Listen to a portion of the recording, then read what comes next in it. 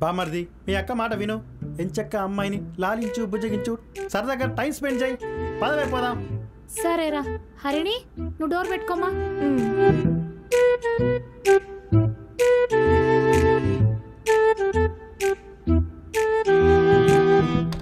ఈ పిచ్చిదాన్ని నాకు వదిలేళ్తున్నారు. ఏమొద్దో ఏమో. ఏంటి మావయ్య అక్కడే కూర్చున్నావు? నా పక్కకు వచ్చి కూర్చో. Good morning. గుడ్ మార్నింగ్ మావయ్య. నీకేమన్నా కావాలంటే అడుగు మావయ్య, ఇస్తాను. ఇది సింగిల్ మీనింగ్తోనేందా డబుల్ మీనింగ్తోనేందా? సర్లే, కొంచెం టెంప్టింగ్గానే ఉంది, ట్రై చేద్దాం.